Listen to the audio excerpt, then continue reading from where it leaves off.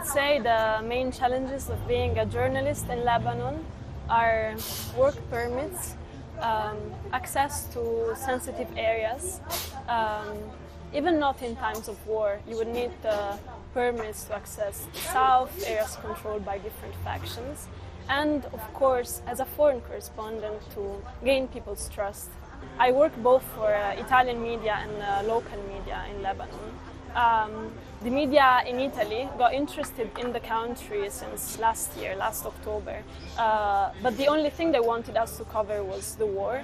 So other topics, for example, culture, cinema, social issues, the kafala, Syrian refugees in the country became secondary. But for the Lebanese media, everything changed since the latest escalation of attacks in September 23rd. First of all, it became less safe to access areas and to obtain the permits. There is a lot of fear of journalists being maybe also involuntarily spies for the Israelis. So a lot of places are impossible to access.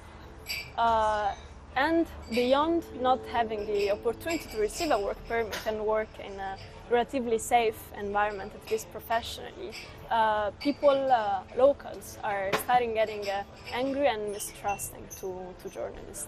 So this changed first. I would say there have always been, not only in Lebanon, not only in the region, but all over. But I personally haven't faced a big difference between pre and post-war. As always, when covering sensitive areas and sensitive topics, especially in conservative environments, being a woman alone, it's always a bit risky. But I have to say the latest escalation of violence in the war didn't change it that much. There's something I want to share concerning the concept of safety and how intersectional it becomes. Of course, in a situation like the one we're witnessing now, when we think of safety, we think of bombings and shelters and so on. But a few months ago, before all of this became a reality, it was just a threat, I talked with many women colleagues, many female journalists, foreign and locals living in Beirut, about the threats of sexual harassments they face while reporting. And through the interviews I got, I realized that it's more and more often it happens that female correspondents are harassed by their own sources. And the way we deal with this, it's very different. Each of us has her own strategies to cope. Some of my interviewees decided to cut all the connection with their sources.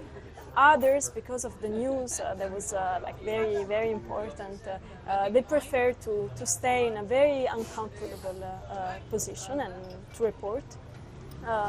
And others just developed a fear or some coping strategies that we started sharing with us. There were, for example, meeting sources in public spaces or recognizing some signals, telling our friends and colleagues before we're going to meet a source that we received some uncomfortable signals from, where we're going to meet him and when.